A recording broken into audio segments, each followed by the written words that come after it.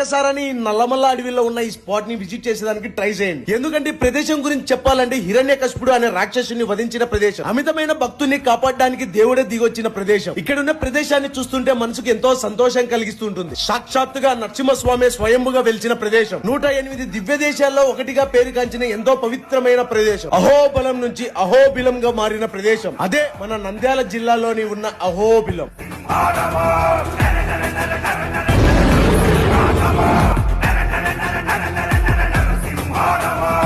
ఇంకా ఈ స్పాట్ కి మీరు ఎలా వెళ్ళాలంటే మన కడప నుంచి డైరెక్ట్ గా 90 or 95 కిలోమీటర్స్ అయితే ఉంటది. గూగుల్ మ్యాప్స్ ఓపెన్ చేసి అహోబిలం అని కొడితే ఇక్కడ ఉండే లొకేషన్ అయితే చూపించేస్తుంది అనమాట. ఇక్కడికి వచ్చిన తర్వాత మనకు 2 అహోబిలాలు ఉంటాయి, దిగువ అహోబిలం అలాగనే ఎగువ అహోబిలం అని చెప్పి. ఫస్ట్ మనకు దిగువ అహోబిలం అయితే వస్తుంది, అక్కడ నుంచి మనకు ఎగువ అహోబిలానికి వెళ్లాల్సింది ఉంటది. రూట్ అయితే చాలా బాగుంటది. ఇంకా మార్నింగ్ టైం వచ్చామంటే ఆ క్లైమేట్ ని ఎంజాయ్ చేస్తూ మంచిగా అయితే వెళ్ళిపోవచ్చు అనమాట. అలా ఎగువ అహోబిలంకి వెళ్ళిన తర్వాత స్వామివారి దర్శనం అయిపోతానే స్వామివారి టెంపుల్ నుంచి రైట్ సైడ్ లోనే జ్వాలా నరసింహ స్వామి దగ్గరికి వెళ్ళేదానికి రూట్ అయితే ఉంటది అనమాట. ఈ రూటే మనకు అసలైన మెమరబుల్ రూట్ అనమాట. ఒక్కసారి మీరు ఈ రూట్ లోకి ఎంటర్ అయిన తర్వాత ఒక 2 or 3 కిలోమీటర్స్ బై వాకే ఉంటది. ఆ వాక్ కూడా ఎలా ఉంటది అంటే మనకు సిమెంట్ రోడ్ మీద నడచాల్సింది వస్తుంది, నీళ్ళలో నడచాల్సింది వస్తుంది, మట్టి మీద నడచాల్సింది వస్తుంది, పెద్ద పెద్ద బండలు ఎక్కాల్సింది వస్తుంది. చాలా బాగుంటది. రూట్ ఎంత కొద్ది కష్టంగా ఉన్నా అక్కడుండే లొకేషన్ ని చూస్తుంటే ఎంతో మంచిగా అయితే అనిపిస్తుంటది అనమాట. కొద్దిగా అలా ఇలా కష్టపడి మనకు జ్వాలా నరసింహ స్వామి దగ్గరికి వెళ్ళిపోతే అక్కడ మనకి ఈ అసలైన వాటర్